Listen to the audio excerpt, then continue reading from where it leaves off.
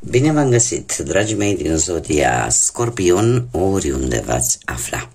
Bine ați venit tuturor pe canalul meu, Tarot Flor de Loto, numele meu este Nina, pentru cei care nu mă cunosc și ca de obicei mă bucur să vă am alături la fiecare lectură.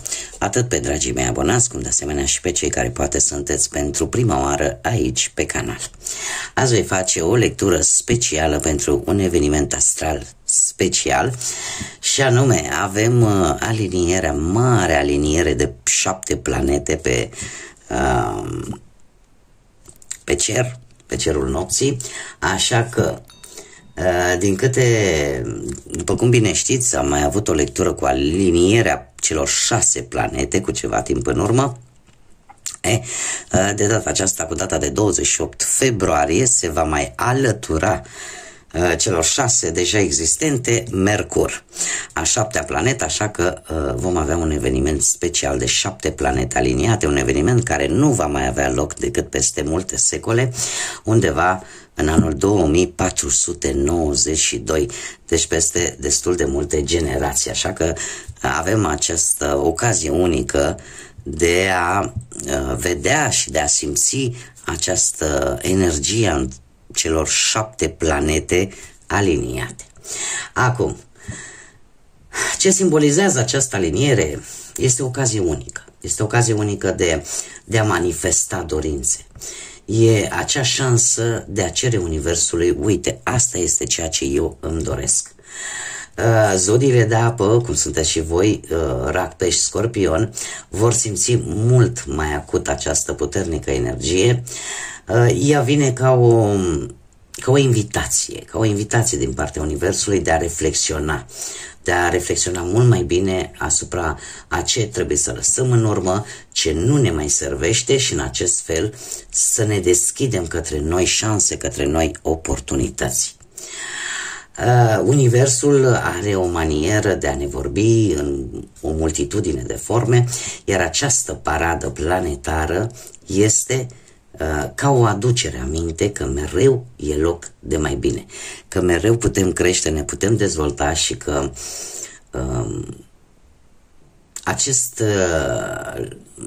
cum să spunem, a visa la lucruri mari, a visa la lucruri mărețe este posibil.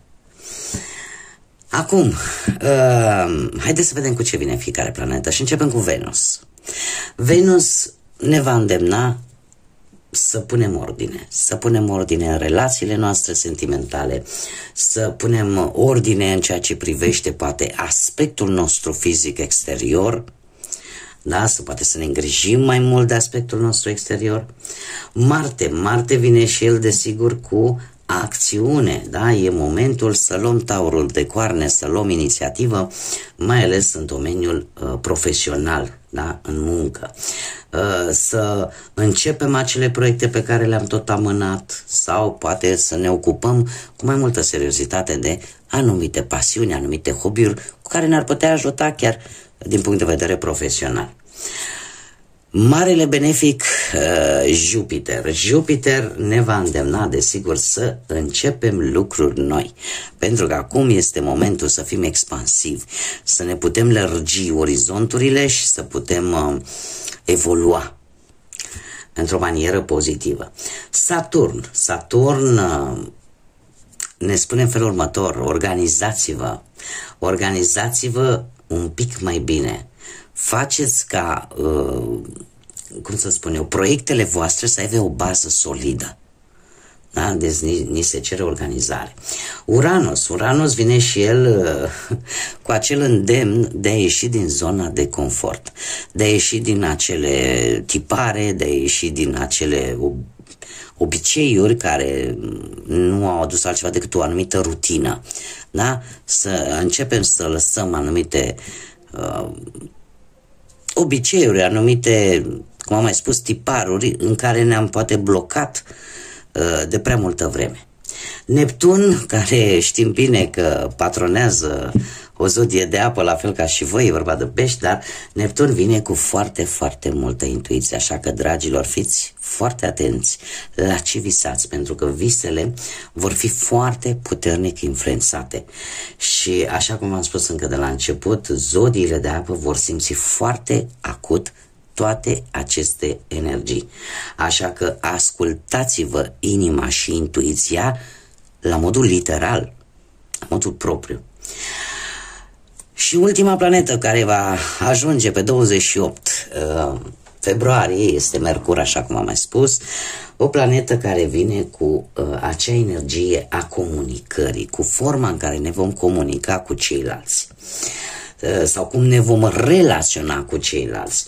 Vine cu un puternic impact emoțional și foarte, foarte profund, care și aici trebuie să vă spun că printre zodiile care vor fi foarte afectate de această energie mercuriană sunt Berbecul, Rac, Scorpion, la fel ca voi, Pești și Săgetător. Ce se va întâmpla? Veți fi mult, mult mai sensibili. Asta poate aduce, desigur, și mici neînțelegeri, pentru că voi fiind mai sensibili, poate reacțiile voastre vor fi unele un pic mai deplasate decât în mod normal, dar ce este foarte important, și anume faptul că vine de asemenea și cu o formă mult mai bună de a-i înțelege pe ceilalți, de a vedea poate o altă față a celorlalți.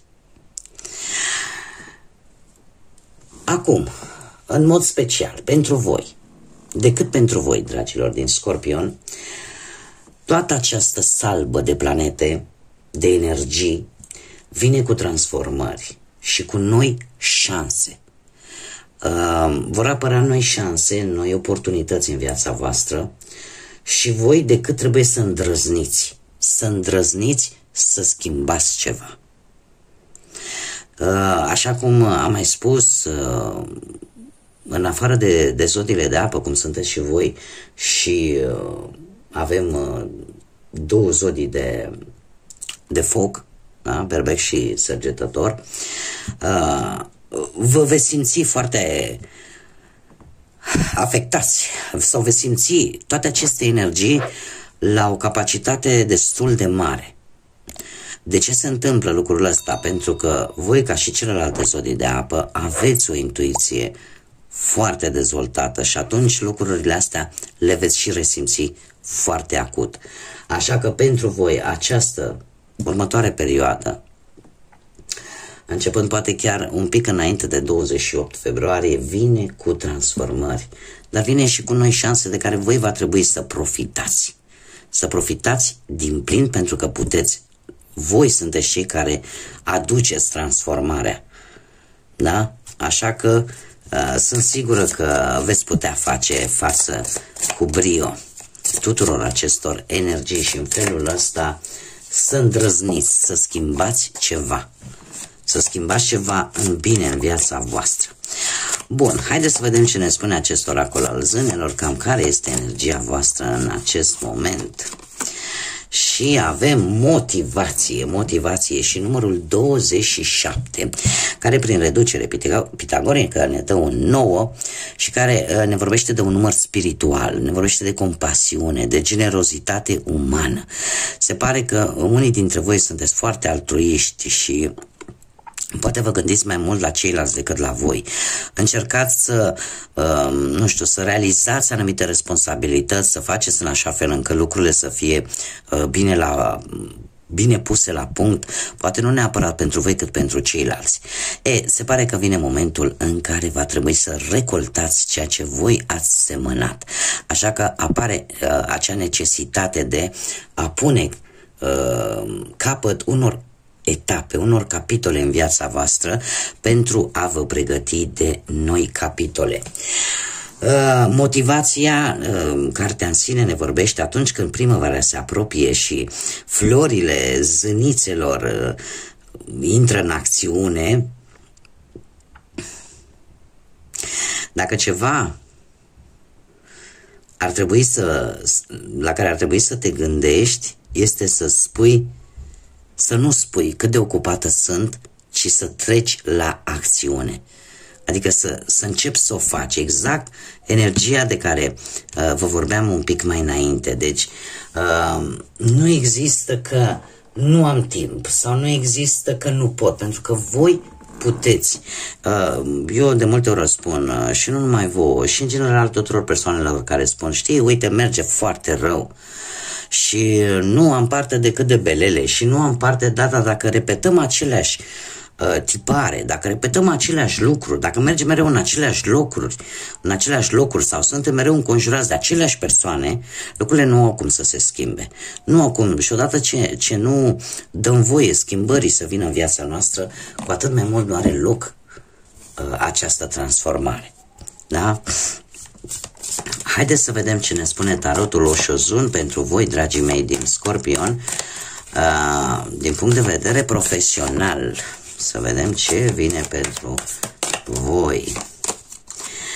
Se pare că ați avut o perioadă destul de nu foarte bunicică, așa, în care v-ați simțit foarte izolați. Sau poate că, nu știu, cineva poate și-a câștigat, este recompensat altcineva, dar pentru munca pe care tu ai depus-o. Și cumva asta ți-a adus o ușoară durere emoțională, poate, sau o stare de singurătate, de refuz. Da? De a mai vorbi cu cineva sau de a mai cere sprijinul cuiva din punctul ăsta de vedere profesional. S-a avut așa, ați fost foarte izolați. Nu prea ați avut voi chef nici să conversați, nici cu colegii, nici cu șefii. Prezentul spune că lucrurile merg încet, dar merg în direcția bună. De ce avem un cavaler de monede, care îmi spune că nu e chiar momentul, în acest moment poate să schimbi jobul, da? Sau dacă ești în căutarea unui job, trebuie să ai destul de multă răbdare și să cauți în locurile unde tu cunoști foarte bine activitatea. Da, pentru că se pare că se vor mișca cu un pic de lentitudine lucrurile pe plan profesional pentru voi. Viitorul arată destul de bine. De ce? Pentru că avem arcanul major Lumea, care ne spune dincolo de iluzii. Ei, dragilor, dincolo de iluzii înseamnă că în sfârșit vei vedea rezultate bune. Se pare că unii dintre voi chiar veți avea o călătorie în străinătate în interes de muncă. Lumea ne vorbește în special de o călătorie lungă, trebuie să precizez acest lucru, dar în același timp ne vorbește de reușită, de acel capitol care se încheie, acea etapă, acea situație profesională care se încheie pentru că trebuia să se încheie. Și tocmai de aceea apare și această propoziție dincolo de iluzii. Dincolo de iluziile care poate până acum au fost în faza de iluzii, se pare că devin realitate și că lucrurile încet se vor mișca în bine pentru voi. Pe plan financiar, pe plan bănesc, avem această regină de cupe care ne vorbește de receptivitate. Ei, dragilor, se pare că cu bănuții o veste bună ați avut acum ceva vreme, în care ați găsit o soluție destul de bună pentru a vă îmbunătăți partea materială. Sau posibil să fi fost importantă pentru voi relația cu o persoană, asociat sau familiar dintr-o zodie de apă, la fel ca și voi, Rac, Pești sau Scorpion, care e posibil să vă fie ajutat în rezolvarea unei anumite situații materiale.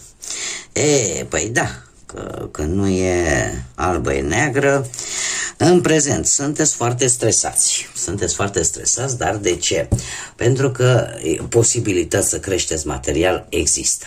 Doar că trebuie să gândiți pe termen lung și să există cineva aici, nu știu, în viața voastră sau, nu știu, poate la locul de muncă, există cineva aici care vă cam ține în stare de încorzi, așa, în stare de stres între Ciocan și Nicovală în ceea ce privește partea financiară și cam trage de voie așa și hai dăm și pentru aia, hai dăm și pentru aia, dacă nu-mi dai, nu-mi faci, nu-mi treci, îți fac cu tare lucru și aici apare o situație foarte stresantă în prezent, care vă cam consumă.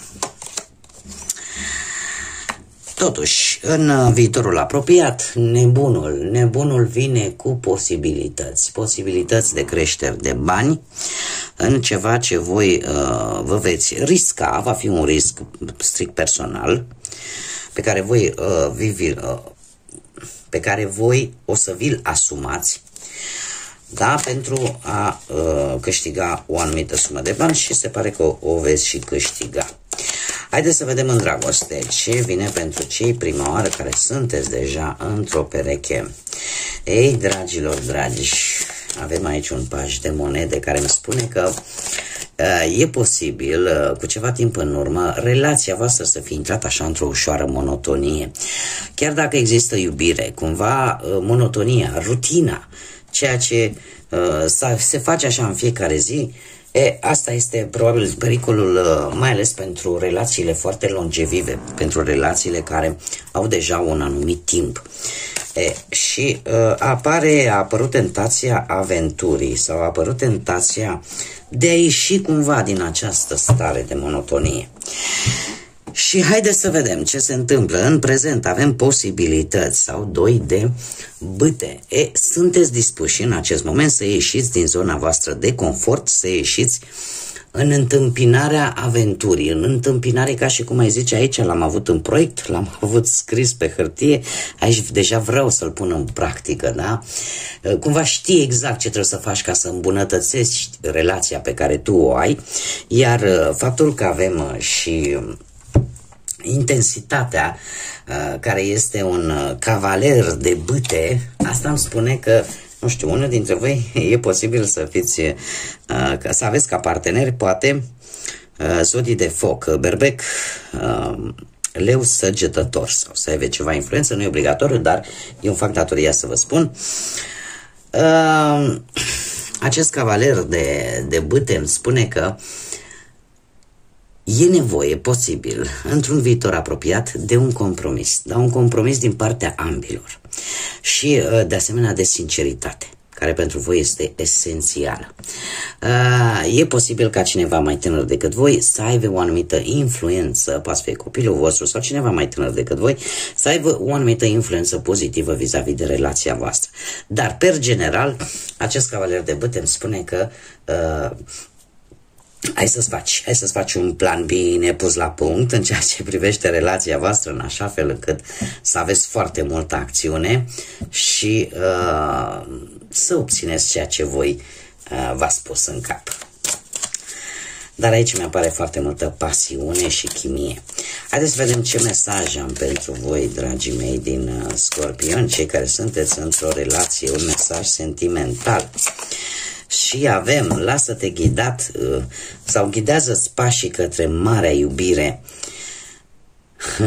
Urmează calea ascensiunii. Exact ce vă spuneam, se pare că ceea ce unii dintre voi trăiesc, poate în acest moment și în viitorul cel puțin apropiat, va fi o mare iubire, foarte multă pasiune. Și asta nu va face decât ca relația să fie pe o cărare ascendentă.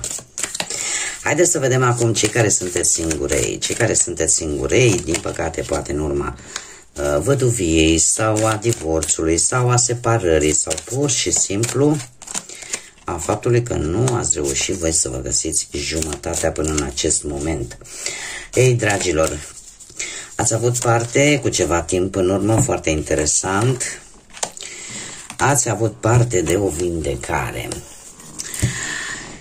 Hei, nu știu dacă ați avut de-a face cu cineva poate mai în vârstă decât voi, o persoană destul de înțelegătoare, care te-a ascultat cu blândețe, care poate te-a și iubit, de ce nu, și care te-a ajutat ca în prezent să ai o nouă viziune vis-a-vis de de ce înseamnă de fapt o relație sentimentală. Aș zice că în acest moment nu neapărat că voi sunteți blocați și că parcă eu aș zice că e mai mult un autoblocaj. De ce? Pentru că voi, tocmai datorită interacțiunii cu acest personaj de care v-am spus, un personaj calm, un personaj înțelegător, blând, cumva voi aveți o altfel de viziune, vedeți lucrurile dintr-o altă perspectivă. Și e un fel de autoblocaj. De ce? Pentru că stai și te gândești, stai așa puțin, eu trebuie să procesez anumite lucruri, anumite cuvinte, anumite stări. Da? La voi nu merge așa. Că gata, las, v-am prins-o. Nu. Voi vă duceți în ape adânci, până în întunericul cel mai întuneric, pentru că voi de acolo trebuie să scoateți sâmbările ăla de adevăr, de lumină. Iar asta pe voi vă va ajuta ca într-un viitor apropiat, dragilor, să reușiți să fiți armonici, să reușiți să vă recuperați armonia cu acest 10 de cupe. Un 10 de cupe care mie îmi spune că va apărea o relație foarte importantă în viața voastră. Și e posibil că această relație foarte importantă care va fi în viața voastră să vină într-un moment în care va avea loc un eveniment familiar, care este legat de familie. Și haideți să vedem și ce repede. Da, o potrivire perfectă chiar este mesajul sentimental pentru voi, în care ni se spune că te vei completa, unul cu celălalt vă veți completa și în cel mai armonios fel posibil. Da? Haideți să vedem și un mesaj general pentru dragii mei din Scorpion, pentru această minunată... Uite că au căzut două. Hai să le lăsăm pe amândouă, că nu degeaba vor fi căzut. Pe cum să nu, avem aici primul pătrar de lună în Scorpion, dragilor, care spune felul următor: alungă toate blocajele, elimină toate blocajele. Același lucru pe care l-am văzut și din energie și din ce ne spune această energie de 7 planete. Alungă tot ceea ce te poate bloca. Simplu. Și mai avem încă un mesaj pentru voi, dragilor, primul pătrar de lună în Berbec, care spune în felul următor: pășește în propria ta putere. Asta ce înseamnă? Pentru simplu fapt că avem două pătrare de lună, da? Primul pătrar, da, este prima parte care apare atunci până să avem prima lună plină, prima fază, ca să zic așa. Faptul că o avem în Berbec, asta îmi spune că trebuie să, cum să spun eu, să treci mereu la următoarea provocare, așa cum o face, de exemplu, Berbecul. Berbecul are o energie foarte puternică, foarte dinamică. Câteodată parcă trebuie să-și înfrâneze un pic această energie pentru a nu deveni agresiv, dar de obicei atunci când a reușit să înfrângă un anumit obstacol, nu-i problemă, trec la următorul, la următoarea provocare. Cine e? Următorul. Da? Cumva asta stă și în puterea voastră și voi puteți să o faceți. Da? Dar pentru asta probabil că va trebui să lăsați anumite lucruri care vă blochează. Da? Bun, dragilor, aceasta a fost lectura pentru voi. Eu vă mulțumesc din suflet pentru atenția voastră. Vă mulțumesc din suflet tuturor celor care ați contribuit și contribuiți în continuare. Sunt sigură la dezvoltarea și acestui proiect minunat numit Tarot Flor de Loto. Pentru like-uri, pentru distribuiri, pentru comentarii, sunteți minunați ca de obicei și nu am cuvinte să vă mulțumesc tuturor pentru toate aceste mici gesturi, este adevărat, dar atât de importante. Da, știți cum e cu esențele tari care se țin în sticluțe mici. Așa că eu le aștept cu mare drag în continuare și nu uitați, desigur, cei care încă nu v-ați abonat, să o faceți. Eu vă aștept cu mare drag aici și, desigur, vă doresc ca următoarea perioadă să fie o perioadă în care să reușiți să vă dați seama de puterea pe care o aveți, să reușiți să captați într-un mod pozitiv toată această energie planetară care este atât de puternică și atât de unică și în felul ăsta să vă limpeziți mințile, sufletele și să primiți acea lumină care să vă ghideze în tot ceea ce faceți în viața voastră de zi cu zi. Așa că până data viitoare când ne vom reîntâlni la lecturile pentru luna martie, eu vă doresc numai bine, multă energie pozitivă și, desigur, să fiți iubiți, dragilor!